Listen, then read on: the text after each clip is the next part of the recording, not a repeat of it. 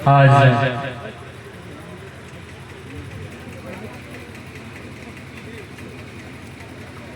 का दिन हमारे लिए, हमारे परिवार के लिए, जितने भी कुटुंब हैं सबके लिए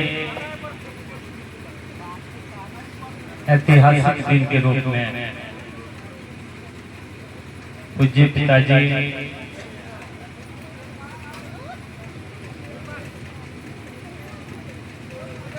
13 तारीख को चल बसे। उनके जाने के उपरांत आज श्रद्धांजलि सभा में उपस्थित हमारे परम पूज्य गुरुदेव आचार्य डॉक्टर विद्यानंद शास्त्री साहब, उनके साथ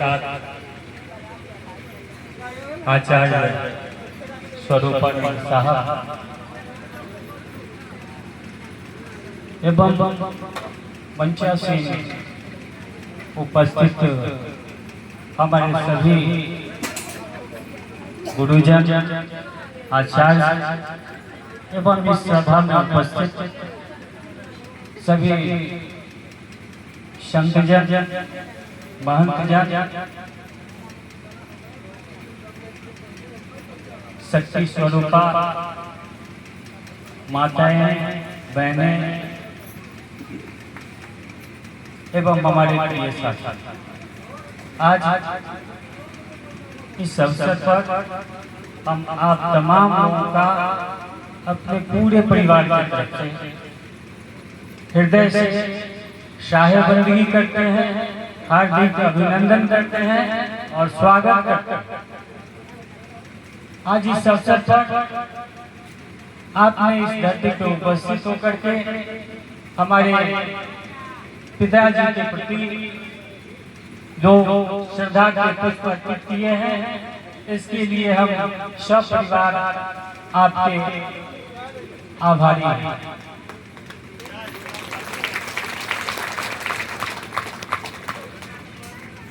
मेरे पिताजी के संबंध में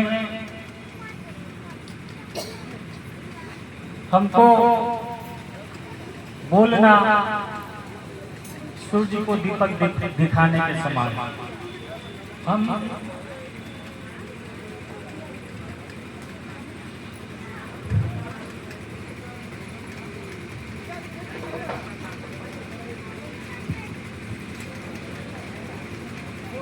उनके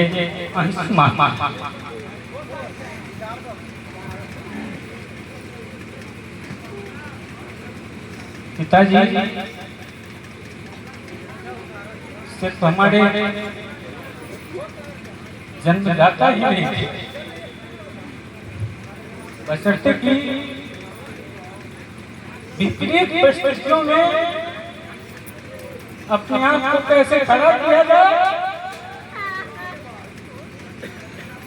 तूफान के बीच से कैसे निकला जाए,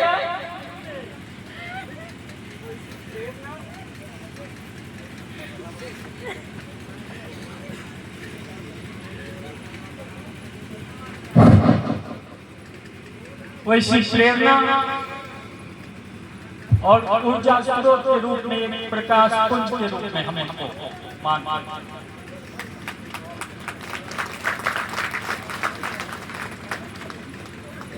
पूरे समाज और परिवार गवाह कि वक्त को यदि किसी से सीखना हो तो उन्होंने छोड़ के किया। कवि साहब की पंक्ति को बार बार दोहराते और हम लोगों को समझाते, काल करे सो आज कर, अब करे सो काल करे सो आज कर, अब आज करे सो अब पल में पड़ने होएगा बहुली करेगा कर। ये विचारधारा हमारे पिताजी का हुआ करता और उनके जीवन में जो मनुष्य का सबसे बड़ा शत्रु है आलस,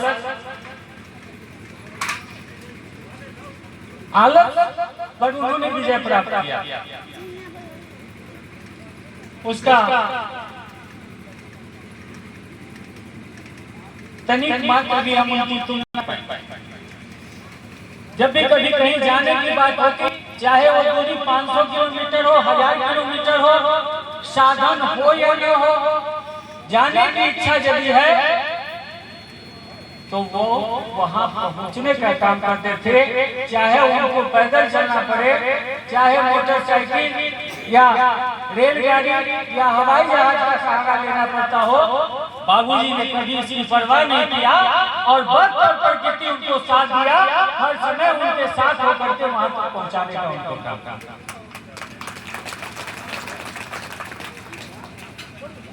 अंदर से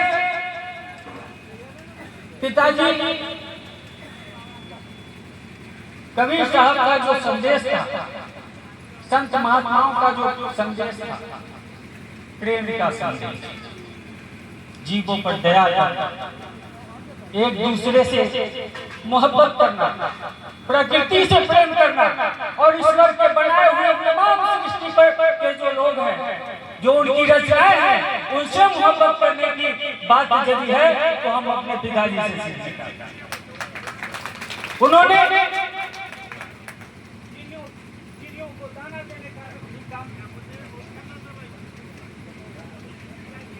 हेलो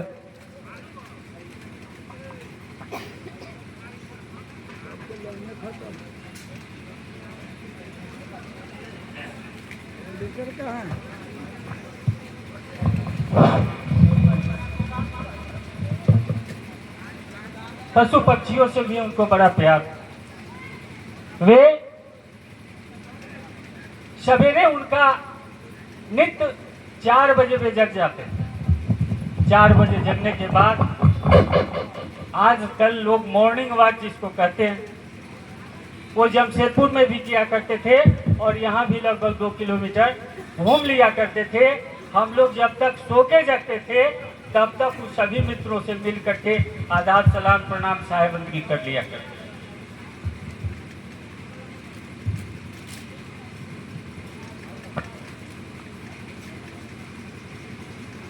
तो प्रेम का संदेश केवल पशु पक्षी नहीं, गोवंश से भी उनको प्यार था। अपने जमाने में जो बैल रखते थे वो हमारे चाचा श्री गुजर गए मजले बाबू, बालेश्वर बाबू के साथ, उस बैल का जोड़ा नहीं हुआ करता था। अब बड़ा मोहब्बत था सभी भाई। जब मजले बाबू को गोली लगी तो वो कुर्बानी कोई और नहीं कर सकता, वो हठी में इनका कारोबार था, पूरा प्रॉपर्टी बेच करके अपने भाई के लिए हाजिर हो गए और उनको बचाने का काम किया। ये भाई का भी मिसाल यदि कोई दे सकता है तो जुगल किशोर राय जी का कोई खुलना आज के डेट में कोई नहीं। पेड़ लगाने की बात हमारा छोटा भाई दिग्विजय भारती को बोलते,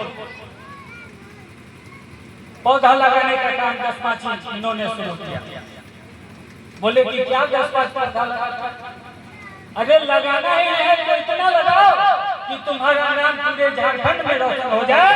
और बाबूजी के प्रेरणा स्रोत से झारखंड में इन्होंने 1.25 लाख पौधा लगाने का काम किया, जो आज वृक्ष बना हुआ है। और मोदी सरकार ने इनको अवार्ड देने का काम किया। पर्यावरण के क्षेत्र में इनको डॉक्टरेट की उपाधि देने का काम किया, जिसका प्रेरणा स्रोत बाबूजी, ये कोई और नहीं। आज हम यदि कहीं किसी मंच पे करते बोलते, बड़ा खुशी उनको मिलता है। बोलते हैं कि तुम बड़े लोगों के साथ रहो, नेताओं के साथ मिलो जुलो और संगति हमेशा अपने से उच्च और अच्छे विचार वालों के साथ करो। पैसा की परवाह नहीं करना, चरित्र बना के रखना, पैसा तुम्हारे पास है। ये पिताजी का शब्द और मैंने महसूस किया अपने जीवन में। बहुत सारी कठिनाइयों का सामना हमने किया, कभी कभी अपनी चिंताएं उनके सामने हमने प्रकट किया। तो फकीर के बाद उन्होंने हमको कहा मेरे पास तो कुछ नहीं है, लेकिन जाओ तुम चिंता काहे करता है, तुम्हारा काम कोई रुकने नहीं जा रहा है, तुम काम में लग जाओ, सारी व्यवस्था हो जाएगा। और आज तक हमारे साथ वही होता आ रहा है। ये मेरे जुगल किशोर राय जी का आशीर्वाद था मेरे पिता। तो उनके बारे में हम क्या बताओ। आज उन्होंने जो संदेश दिया, प्रकृति से प्यार करना, पशु पक्षी से प्यार करना और मानवता से प्यार करना, एक छोटा सा एग्जाम्पल मैं बताना चाहता हूँ। हमारे सारे भाई मौजूद हैं। हमारे पिताजी 5 भाई, आपस में प्रेम था, कभी कभी लड़ते झगड़ते थे, लेकिन एक सुंदर बात हमने क्या देखा कि लड़ाई झगड़ा के बावजूद भी टाटा यदि जाना है तो जाके बड़े भाई को और मझले भाई को बंदगी लगा के वो नहीं बोलते थे, अब बंदगी लगा के ही जाते थे और आने के समय बंदगी लगाते थे। फिर बात हो न हो, एक कर्तव्य निभाने का यदि मतलब हम लोगों को सीखना चाहिए तो अपने पिताजी से। हमारे कवियों ने कहा, वाणी ऐसी बोली मन का आपन मन शीतल करे और शीतल करे। आज की जो परिस्थितियां हैं, वाणी ऐसी बोलिए मन को पीड़ा हो, आपन मन शीतल करे और खाए। पिताजी का कहना था कि ये जो विषमताएं आई हैं, हमारे वाणी में विषमताएं आई हैं, जिसके कारण हमारे रिश्ते टूट रहे हैं, भाई भाई से दूर हो रहे हैं, पिता पुत्र से दूर हो रहे हैं, सामाजिक भाईचारा जो था वो समाप्त हो रहा है। इसका मूल वजह क्या है? तो मूल वजह है अज्ञान का। जहाँ ज्ञान होगा वहाँ अहंकार नहीं होगा, जहाँ ज्ञान होगा वहाँ प्रेम की धाराएं बहेंगी और विपरीत परिस्थिति में भी सब परिवार लड़ते झगड़ते एक रहेंगे और प्रेम का संदेश समाज को देते रहेंगे। एक चीज हमको पिताजी ने दिया, हम भी अपने भाइयों में लड़ते झगड़ते रहते हैं, लेकिन अंदर से प्यार मोहब्बत सबसे प्रति उतना ही रखते हैं, क्योंकि उनका दिया हुआ संदेश हम निभाने का प्रयास करते हैं। अपने भाई जनों से भी, अपने समाज के मित्रजनों से भी अनुरोध करेंगे कि हमारे पिताजी के प्रति सच्ची श्रद्धांजलि तब होगी जब उनके बताए हुए रास्ते पर हम चलेंगे और अपनी वाणी और अपने व्यवहार से किसी को पीड़ा नहीं पहुंचाएंगे, उसके प्रति अन्याय नहीं करेंगे, तब उनकी सच्ची श्रद्धांजलि होगी। और इसी का अनुनय विनय हम आप लोगों से भी करना चाहेंगे। और इसी के साथ हम आए हुए तमाम संतजनों का हृदय की गहराइयों से अभिनंदन करते हैं और हम अपने आप को कृतज्ञ समझते हैं, अपने आप को धन समझते हैं कि आपके चरण हमारे धरती पर पधारे और आपने अपनी गरिमामय उपस्थिति देकर के हम पर करुणा की कृपा बरसा करके आपने हमको धन किया है। हे गुरुजन, आपसे निवेदन है कि आप हमारे परिवार के तमाम सदस्यों पर अपनी कृपा बनाए रखें और अपनी प्रेम की धारा इसी तरीके से बहाते रहे ताकि ये बगिया फलता फूलता रहे और आपका आवागमन यहाँ बना रहे और एक से एक होता रहे। इसी के साथ साहेब